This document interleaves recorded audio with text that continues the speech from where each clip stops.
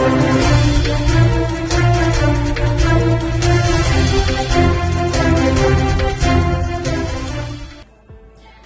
કોન્સ્ટેબલની હત્યા સહિત ધાડ લૂંટ અને હત્યા જેવા અતિ ગંભીર 26 જેટલા ગુનાઓમાં સંડોવાયેલા અને 15 વર્ષથી પોલીસ જાપ્તામાંથી ભાગી છૂટેલા પારગી ગેંગના મુખ્યને ક્રાઇમ બ્રાન્ચે ઝડપી પાડ્યો છે. સુરતમાં ગુનાઓ આચરી નાસ્તા ફરતા આરોપીઓને ઝડપી પાડવા ક્રાઇમ બ્રાન્ચની ટીમ મેદાને છે. ત્યારે બાતમીના આધારે ક્રાઇમ બ્રાન્ચની ટીમે પોલીસ કોન્સ્ટેબલની હત્યા તથા ધાડ લૂંટ અને મર્ડર જેવા 26 જેટલા અતિ ગંભીર ગુનાઓ આચરનાર અને 30,000ના ઇનામી આરોપી એવા 15 વર્ષથી પોલીસ જાપ્તામાંથી ફરાર થયેલા પારગી ગેંગના મુખ્ય એવા પ્રભુદેવકા ભોસલેને ક્રાઇમ બ્રાન્ચની ટીમે ઝડપી પાડ્યો છે અને તેનો કબજો સચિન પોલીસને સોંપવાની તજવીજ હાથ ધરી હતી. સન 2004-5માં સુરત શહેર, સુરત ગ્રામ્ય, તાપી, નવસારી અને ભરૂચ જિલ્લામાં એક પારગી ગેંગનો આતંક હતો. એણે અસંખ્ય લૂંટધાડ અને લૂંટધાડ સાથે મર્ડરના પણ અનેક બનાવો બનેલા હતા.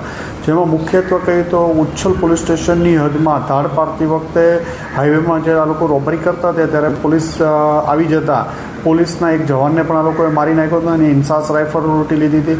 સચિન પોલીસ સ્ટેશનમાં પણ 2 રાહદારીઓ મોટરસાઇકલ લઈને પસાર થતા હતા, એમને પથ્થર મારી રોકી અને એમાંથી પણ એકનું મર્ડર કરી દીધું હતું.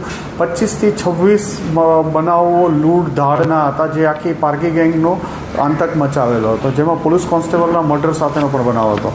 આ ગેંગ પકડાયા ગઈ હતી અને આ પકડાયા બાદ 2008માં વડોદરાથી અહીંયા જાપ્તામાં લાવતા હતા ત્યારે પાલેજ પાસેથી આખી ગેંગ આમાંથી અમુક લોકો ભાગી ગયેલા હતા.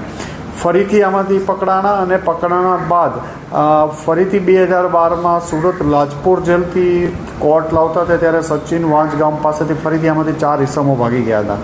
પોલીસ કમિશનર સાહેબોએ આવા જે ગંભીર બનાવોના જે વોન્ટેડ આરોપીઓ છે એને પકડી પાડવા માટે સ્પેશિયલ ટીમ બનાવી અને કામગીરી કરવાની સૂચના આપી હતી. જેના અનુસંધાને આ કેસમાં જે 15 વર્ષથી આ ગેંગના મુખ્ય સૂત્રધાર પ્રભુ ઉર્ફે રઘુનાથ દેવકા ભોસલે જે બુલદાણા જિલ્લાનો રહેવાસી છે અને બુલદાણાની બાજુમાં એનું ગામ છે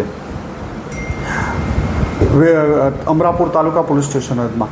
સુરત ક્રાઇમની ટીમ ટેકનિકલ હ્યુમન ઇન્ટેલિજન્સની ઘણા સમયથી મહેનત કરતી હતી. એમના જૂના સ્ટેટમેન્ટો, એમના જેલમાં મળવા આવનારા અલગ લોકોની તપાસ દરમિયાન કંઈ ફળદાયક હકીકત નથી મળી, પણ ક્રાઇમ બ્રાન્ચની ટીમે સતત 4-5 મહિના સુધી આમાં લાગેલા રહ્યા હતા અને છેલ્લા 3 માસથી બુલદાણા જઈ વારંવાર પોલીસની ટીમ દ્વારા ત્યાં એની સાથે કામ કરતા પારગી ગેંગના અન્ય લોકો સાથે પણ મજૂરી કામમાં પણ 2-3 દિવસ સુધી પહેલાં સાથે રહી અને માહિતી એવી મળી હતી કે જાન્યુઆરી-ફેબ્રુઆરીમાં દર વર્ષે આવતો હોય છે, બાકી ફોન અને એ યુઝ નથી કરતો.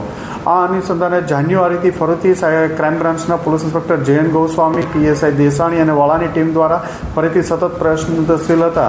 એ દરમિયાન આ પકડાઈ ગયેલ છે અને એમની પૂછપરછ અત્યારે ચાલુ છે. આ બનાવ પછી ભાગ્યા પછી એને પોતાના ગામ આવે ત્યારે પણ 3થી 4 દિવસ જ રહેતો હતો. ફોન આજની તારીખ સુધી એ લોકોએ વાપરવાના બંધ કરી દીધા છે. અલગ અલગ શહેરોમાં રહે છે, મજૂરી કરવાનું અત્યારે પ્રાથમિક દ્રષ્ટિએ જણાવે છે. બ્રિજ કે એની નીચે સૂઈ જવાનું, ફેમિલી સાથે રખડતા રહેવાનું એ એની સ્ટોરી છે. પણ જ્યારે આ પાર્ટી ગેંગ પકડાયેલી ત્યારે એમનો ખૂબ આતંક હતો. આના ઉપર રાજ્ય સરકાર દ્વારા 30,000 રૂપિયાનું ઇનામ પણ આના ઉપર રાખવામાં આવેલું હતું. એમના 26 ગુનાનું લિસ્ટ જોશો તો પણ એક અંદાજ આવશે કે કેટલા ખૂંખાર આરોપી હતા.